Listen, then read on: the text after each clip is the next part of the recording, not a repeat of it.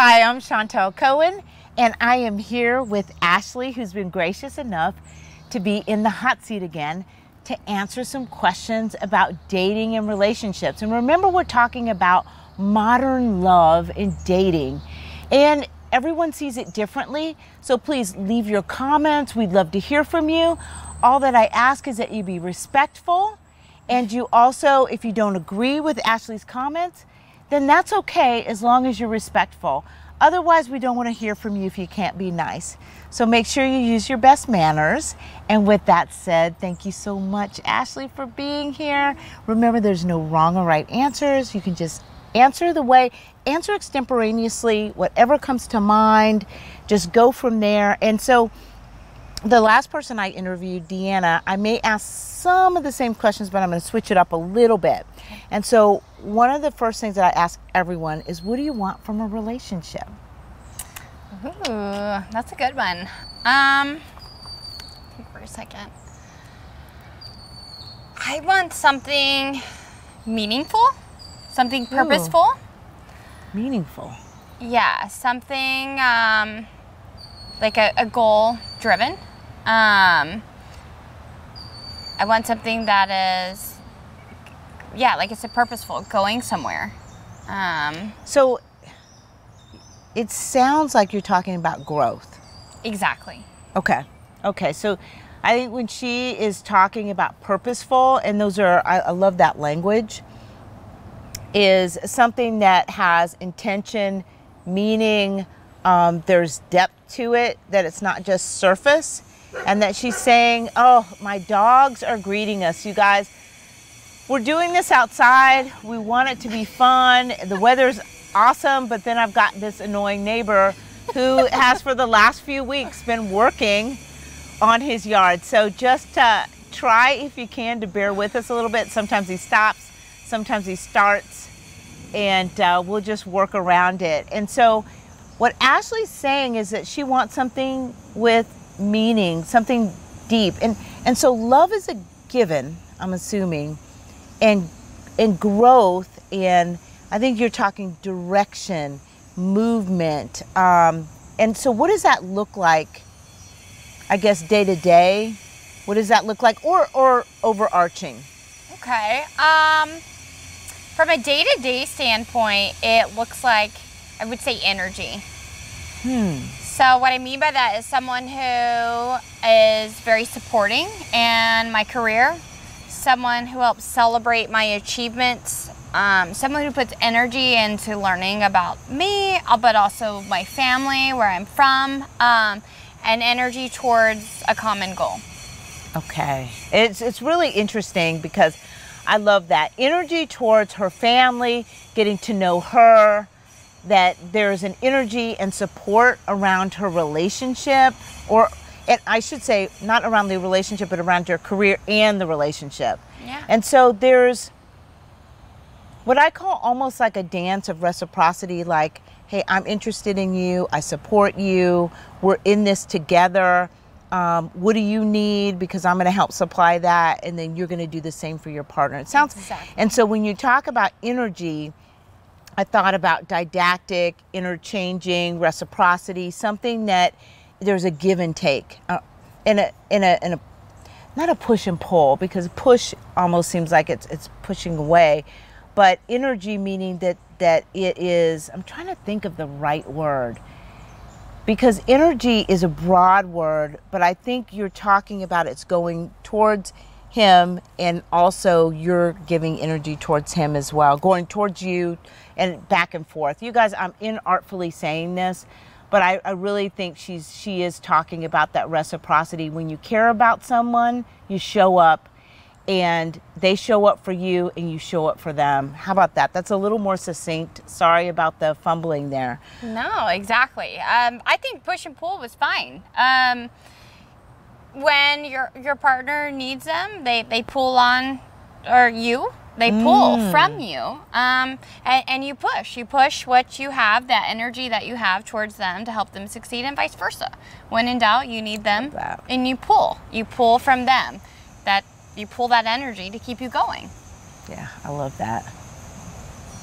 There's something beautiful about that, because I think what you're saying is like, even when you're not whole, like let's say that you're not whole or your partner's not whole, that you're going to support each other in a very dynamic way. Hey, hop on board, let's do this together, we've got this. And then the same will happen in another instance. Absolutely. Yeah, yeah. So there's growth, movement. There's also, I think, a dynamicism, if that's a word, dynamic quality. I'm just making up stuff, right? But there feels like there's this dynamic energy that comes from that because you're creating something together. Absolutely. So dynamic means changing. Relationships are constantly changing. Your life is constantly changing, and you have to evolve and be dynamic with it. I love that. I love that. Do you believe in marriage? I do. I do. Tell me why you believe in marriage. That's a hard question. So we're gonna go and beat this guy up, okay? Okay. So I can't tell you so much as to why. I can tell you more of why I don't. So I come from 8 children. And you're 7. I'm 7 of 8. And both of my parents been married 4 times. Okay. So growing up, that was a little difficult, right? With every marriage became a move, a different dynamic, a different family. But as I got older, both my parents have found their life partner. Ah. They are. And I realized that they were never good, or I shouldn't say never. They weren't good for each other at the time that when they divorced. They weren't. And seeing them now, with who they are now, and the people that they have become, it's a world of a difference. So I totally believe that marriage is capable and it's out there for everyone who wants it. Just looking over that. No, that makes sense. It sounds like you saw your parents in progress of finding their mate. It's sort of like J-Lo. Like people dish on J-Lo. I cannot tell you when I found out Bennifer, they were together. It felt like Bennifer. The world had suddenly become right again. Like I was like, yes. Yeah. And so, because again, I am a romantic, and when I hear you saying, yeah, I believe in marriage because I saw my parents go on this quest, it sounds like it wasn't easy, but you saw them come out in this space where they found their love, they found their match, and they're happy. They are. That's really great. Yeah. Yeah. So you work hard enough, you search hard enough. And sometimes, you know, guys, it's not easy. Relationships are hard. No one wants to hear that. Everybody expects that careers will have ups and downs, parenting will have ups and downs, and personal growth, but they don't realize that relationships take a lot of work. And what I'm hearing from you is your parents, they put in the work and they found the mates that made them happy, and so that has you believing in love. I do. In marriage. Yeah, absolutely. And I think the big takeaway from that is that they didn't find their soulmate at a young age, which I know with me, I expected to. I expected like... She's pretty young.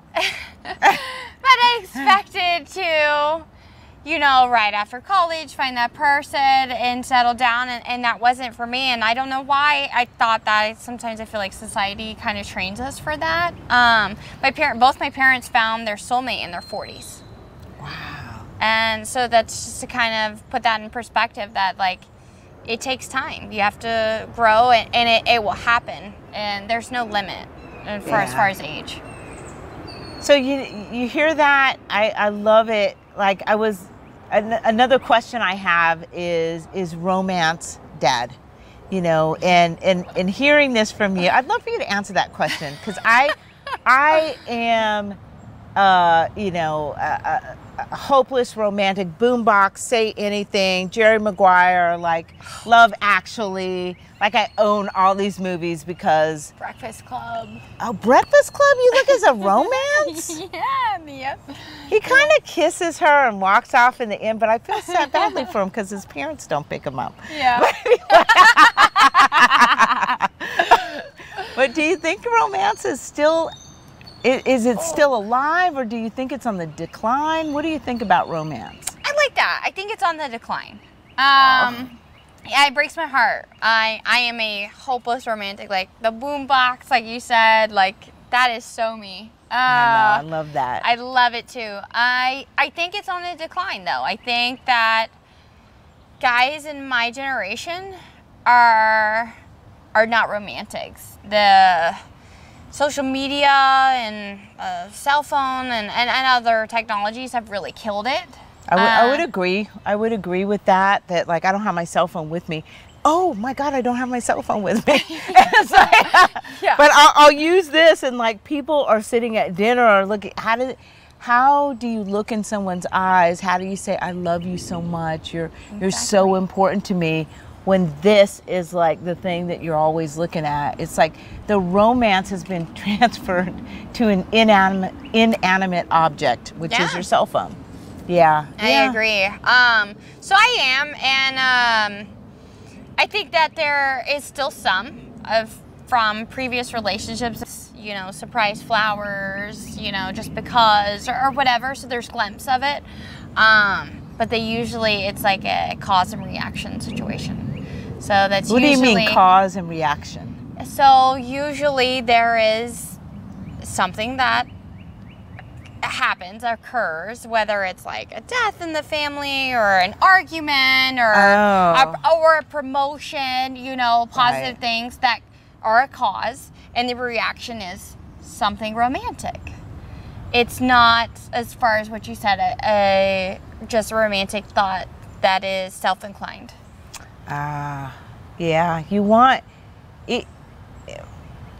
I think romance oftentimes is when you're not expecting it. I have a story that doesn't involve my husband, but I will tell this story because it's probably one of the boldest things that when I was at UCLA and I was working in Westwood, which is like kind of the little village that surrounds UCLA. Okay. And I guess there was this guy, his name is Patrick. And Patrick, if you're out there, you know, and I went into this place called the Falafel King, and I'm ordering a falafel, and I was reading a book, and this guy comes up to me and he says, "Hey, I'd really like to take you out." And I'm just like looking at my book, and I'm like, "No, thank you." And I went back to looking at my book. I get through the line, and this place like was packed. Like when I say like the line was like from the counter to the door, it's like what you'd experience like Chick-fil-A at lunchtime. Oh, like I'm gonna say there were at least 100 people in this place. And so then I had to wait for a second to find a table, and also because I was alone and most people were together. And so this guy's friend, Patrick's friend, comes up and says, "Hey," and they're like thick French accent, "Hey, my friend really wants to take you out." And I'm like, "No, I'm sorry. I'm not interested." And I don't know why I wasn't interested. I was in my book. I was just, wasn't having any of it. And so then I literally sit down at a table, and he comes up and he says, "I'm not going to leave until you go out with me." And he goes, "And you know what? I'm going to get down on one knee." And it was like one of these things. It's like he got down, and it was almost like everybody in the restaurant. And he's like, "What's your name?" And I'm like, "Chantel," and with the French accent, "Chantel." It sounds so good. And he's like, "Please go out with me. The moment I saw you, will you please go out with me?" Gosh. And everybody's watching. They're like, "Go out with him." Yeah. It's one of those things, but it just warmed my heart so much. I'd never had anybody do such a gesture. And he goes, I'm not gonna, get up until you say yes. And I did. Notebook. We went out the problem was that he lived in France. And so we dated for a while, and then he went back to France, and we just couldn't keep that. And that was 80s, you guys. Maybe it was 80s. And it just was, it cost like $10. Oh yeah. Though. So it was good. He was a great guy. Really? He was not a psycho, some weirdo. That's the best. Yes, was normally those are super the sweet, crazies. attentive, wonderful, thoughtful, and it was just distance. That was the only reason. But romance like that, like you know, my husband, I have an entire book. It's like that thick of like poems that he's written to me. Like he would sometimes when he had a key to my apartment, and I would come home. I lived alone, and I would come and I would just find like, you know, like a bottle of wine, or sometimes he would get me because he knew I liked to work out, and one time he bought me like exercise, like a little top, and he would leave these poems that he'd written. I mean, I have like literally a book this thick of all the poems he wrote me, and so I just knew I was loved. I just felt it, and it was great. She knows the whole story about my husband. It's so funny. So once he committed, he really committed. You guys are so cute. So anyway, come on, guys. Romance can't be dead. I noticed that there are hardly any movies anymore. That the last great one that I saw was, I think it's Friends with Benefits. I think it was with Justin, and Justin Timberlake. I love that. I own that one too. I love that movie. I love The Proposal. My kids, I make them watch The Proposal. I love that movie. And why aren't there any movies like that? That's why people love Friends too. Rachel and Ross, come on. Romance can't be dead.